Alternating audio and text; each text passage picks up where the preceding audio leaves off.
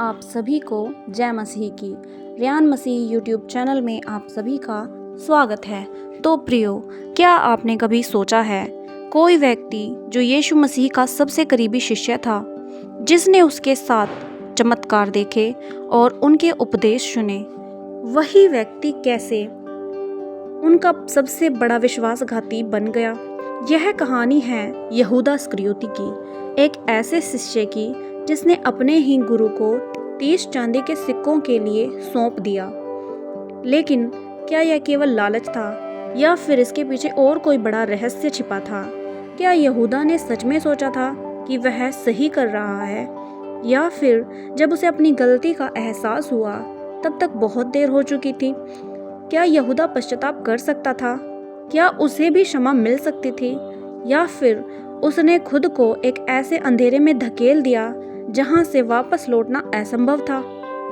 यह सिर्फ एक कहानी नहीं, बल्कि एक चेतावनी है, एक ऐसा रहस्य जो हमें खुद के भीतर झांकने पर मजबूर करता है। तो आइए इस अद्भुत और रहस्यमय यात्रा में प्रवेश करें और जानें यहूदा इस्करियोती की कहानी, विश्वासघात और पश्चाताप का सबसे बड़ा रहस्य। लेकिन आगे बढ़ने से पहले इस वीडियो को एक लाइक करके चैनल को सब्सक्राइब करें और साथ ही जय मसीह की या आमीन ज़रूर कमेंट करिए, क्योंकि आपका एक छोटा सा समर्थन हमें ऐसे ही रोमांचक और प्रेरणादायक कहानियाँ आपके लिए लाने की हिम्मत देता है। तो चलिए इस रहस्यमय सफ़र की शुरुआत करते हैं। यहूदा इस्करियोती का जन्म यहूदा प्रदेश के करियोत नगर में हुआ था। उसका नाम यहूदा रखा गया था, जिसका अर्थ था यहोवा की स्तुति। लेकिन विडंबना देखिए, जिस नाम का अर्थ परमेश्वर की स्तुति करना था, वही नाम इतिहास में विश्वासघात का प्रतीक बन गया। उसका परिवार यहूदी परंपराओं का पालन करने वाला था। उसके माता पिता उसे एक धार्मिक विद्वान बनाना चाहते थे। बचपन में वह भी बाकी बच्चों की तरह था, परमेश्वर के नियमों का पालन करता, यहूदी धर्मशास्त्र पढ़ता और भविष्यवाणियों में रुचि रखता था। लेकिन समय के साथ एक चीज उसके हृदय में घर कर गई, धन और शक्ति की भूख। वह अपने लोगों को रोमनों के अत्याचार से मुक्त देखना चाहता था। वह एक ऐसा मसीहा चाहता था जो एक शक्तिशाली राजा बने, जो युद्ध करे और यहूदियों को विजयी बनाए। यही इच्छा उसे यीशु के शिष्यों में शामिल करने के लिए प्रेरित कर रही थी। जब यीशु ने अपने 12 शिष्यों को चुना तो उनमें यहूदा इस्करियोती भी था। यहूदा को इस बात का गर्व था कि उसने एक महान गुरु को अपना मार्गदर्शक चुना है। शुरुआत में यहूदा पूरी लगन से यीशु की शिक्षाओं को सुनता, उनके चमत्कारों को देखता और उनके साथ यात्रा करता था।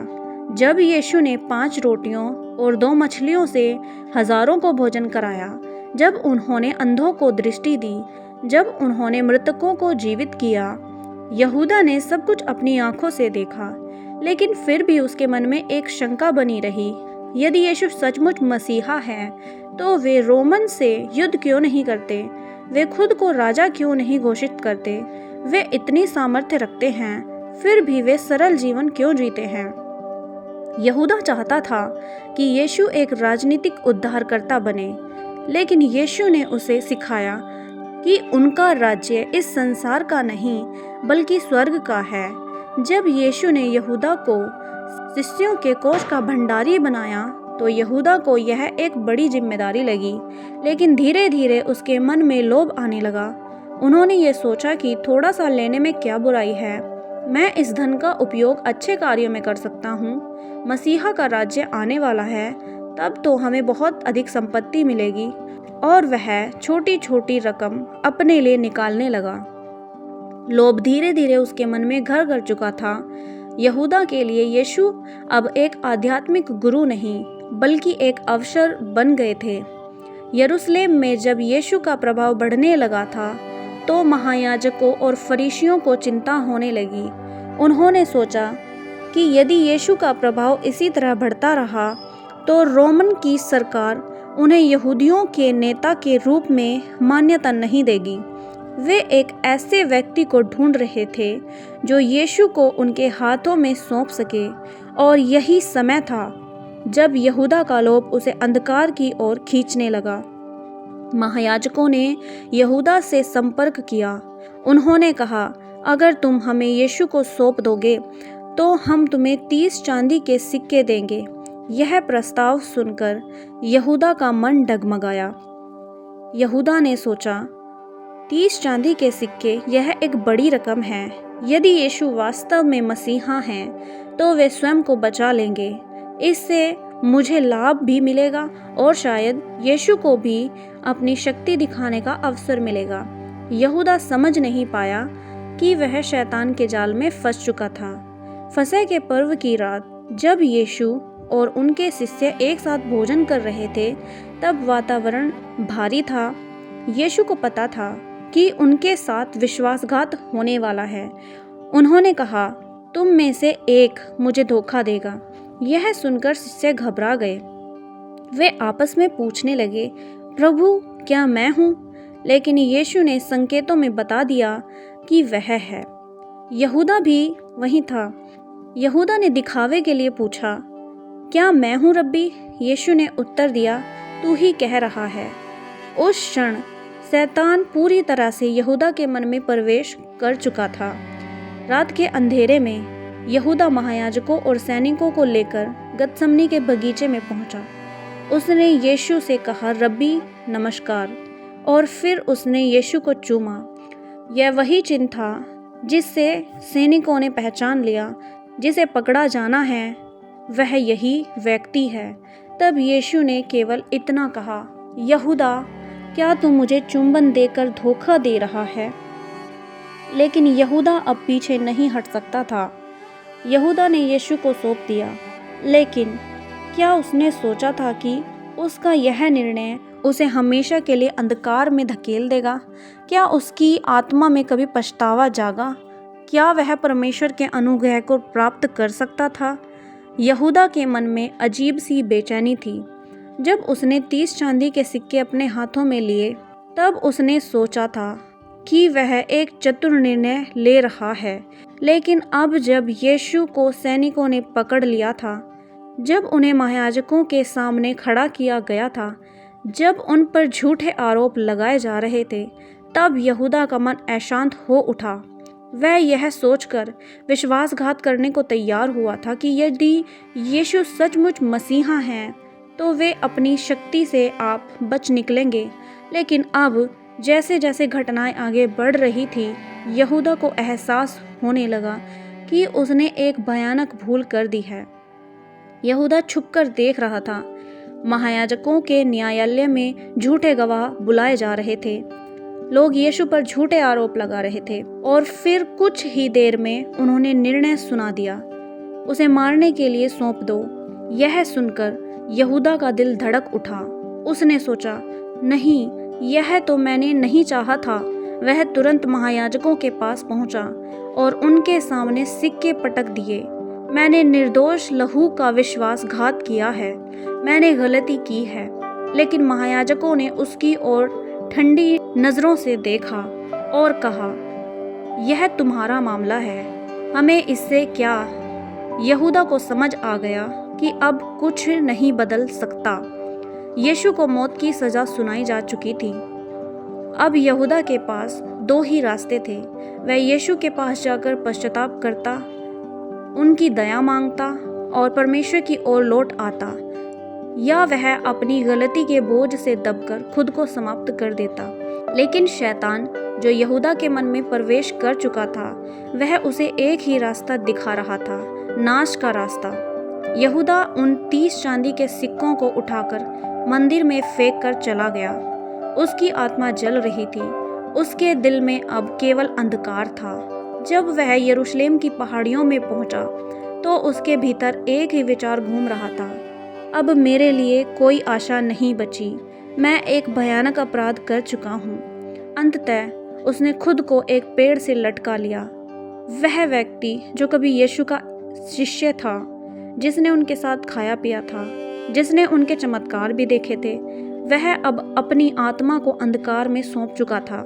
यहूदा के साथ एक और व्यक्ति था जिसने यीशु को धोखा दिया था, पतरस। जब यीशु को गिरफ्तार किया गया तो उनके अन्य शिष्य भी डर से इधर उधर हो गए।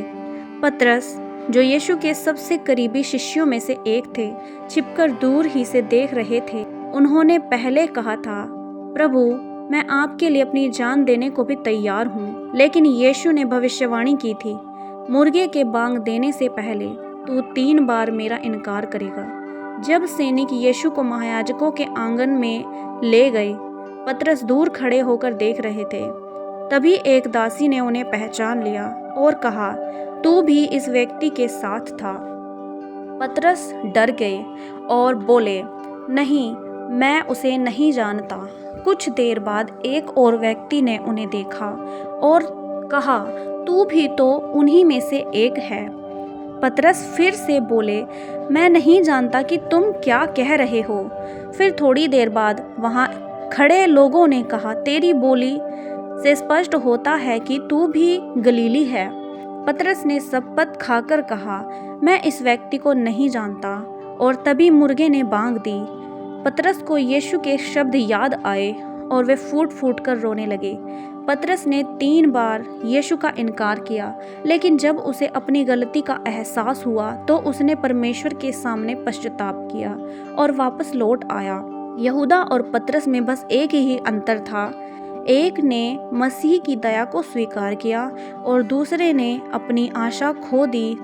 धन और लालच हमें अंधा कर सकता है। यहूदा ने केवल 30 चांदी के सिक्कों के लिए अपने प्रभु को धोखा दिया, लेकिन बाद में उसे समझ आया कि यह धन किसी काम का नहीं था। गलती के बाद पश्चाताप का अवसर हमेशा होता है। यदि यहूदा यीशु के पास लौटता तो शायद उसे क्षमा मिल सकती, लेकिन उसने शैतान के झूठ पर विश्वास कर लिया कि उसके लिए कोई आशा नहीं बची। परमेश्वर की योजना हमारे विचारों से बड़ी होती है। यहूदा चाहता था कि यीशु एक राजनीतिक मसीहा बने, लेकिन यीशु का उद्देश्य आत्माओं का उद्धार था। जब उसने देखा कि उसकी योजनाएं पूरी नहीं हो रही हैं, तो उसने विश्वासघात कर दिया। यहूदा ने अपने विश्वासघात के बाद पश्चाताप किया, लेकिन वह सही व्यक्ति के पास नहीं गया। उसने महायाजकों के सामने रोना चुना, जबकि उसे यीशु के पास जाना चाहिए था। कभी कभी हम भी यहूदा की तरह गलतियां करते हैं। हम भी लालच, संदेह और गलत निर्णयों के कारण परमेश्वर से दूर हो जाते हैं। लेकिन यदि हम सही समय पर यीशु के पास लौट आएं, तो हमें क्षमा अवश्य मिलेगी। परमेश्वर की दया असीम है। यहूदा की तरह गलती ना करें, बल्कि पतरस की तरह लौट आएं। यहूदा का नाम इतिहास में विश्वासघात का प्रतीक बन चुका था। जब यहूदा ने स्वयं को एक पेड़ से लटकाया, तो यह प्रश्न उठता है, क्या उसने खुद को इस स्थिति में डाल दिया या क्या यह पहले से तय था? कुछ भविष्यवाणियां बताती हैं कि मसीह को विश्वासघात के द्वारा सौंपा जाएगा। भजन संहिता में लिखा है, मेरा अपना मित्र जिस पर मैं भरोसा करता था, जिसने मेरी रोटी खाई, उसने मुझ पर पैर उठाया। यहूदा के विश्वासघात की भविष्यवाणी पहले से थी, लेकिन यह उसका स्वतंत्र निर्णय था। उसे कोई मजबूर नहीं कर रहा था। परमेश्वर ने यहूदा को विश्वासघाती नहीं बनाया, लेकिन यहूदा ने स्वयं अपनी इच्छा से यह मार्ग चुना। यदि यहूदा पश्चाताप करता और मसीह की दया को स्वीकार करता, तो क्या उसे क्षमा मिल सकती थी? हाँ, लेकिन उसने मसीह के बजाय मृत्यु को चुना। यहूदा की मृत्यु के 2 अलग अलग वर्णन बाइबल में मिलते हैं। मत्ती 27 के वचन 3 से 5 में लिखा है, यहूदा ने 30 चांदी के सिक्के महायाजकों को लौटा दिए और फिर खुद को फांसी लगा ली। प्रेरितों के काम 1 के वचन 18 और 19 में लिखा है, यहूदा ने खेत खरीदा और वहीं गिरकर उसके शरीर के अंग बिखर गए। इन दोनों वर्णनों को मिलाकर देखा जाए तो संभावना ये है कि यहूदा ने खुद को लटकाया और बाद में उसका शरीर वहां गिर गया। यीशु ने क्रूस पर कहा था, हे पिता, इन्हें क्षमा कर, क्योंकि ये नहीं जानते कि ये क्या कर रहे हैं। जब यीशु ने यह प्रार्थना की तो वह उन सैनिकों के लिए थी जिन्होंने उसे क्रूस पर चढ़ाया, उन फरीसियों के लिए थी जिन्होंने उसे मृत्यु के लिए सौंपा। और शायद यहूदा के लिए भी थी। परमेश्वर का अनुग्रह अनंत है। यदि पतरस को क्षमा मिली तो यहूदा को भी मिल सकती थी, लेकिन यहूदा ने क्षमा मांगने के बजाय निराशा को चुना। इस कहानी से हमें एक बहुत बड़ी सीख मिलती है। पाप के बाद भी आशा है। दाऊद ने भी पाप किया था, लेकिन उसने पश्चाताप किया और परमेश्वर ने उसे क्षमा कर दिया। पतरस ने भी इनकार किया था, लेकिन वह वापस लौट आया और उसने कलीसिया की अगुवाई की।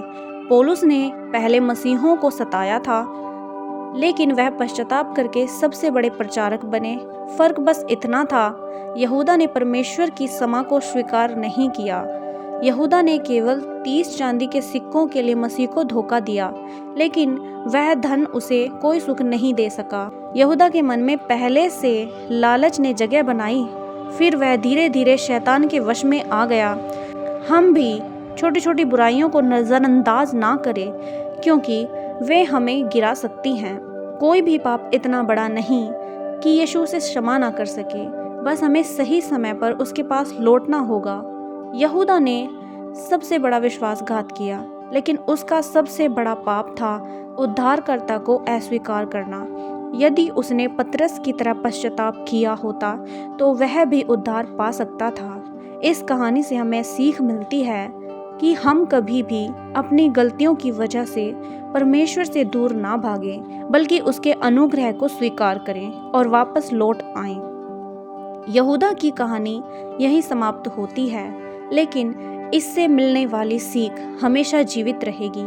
हमारा चुनाव भी हमारे भविष्य को निर्धारित करता है। यदि यह कहानी आपको पसंद आई हो और आपने इससे कुछ नया सीखा हो तो इस वीडियो को लाइक करें, चैनल को सब्सक्राइब करें और अपनी राय कमेंट में ज़रूर बताएं। परमेश्वर आप सभी को आशीष दे। आमीन।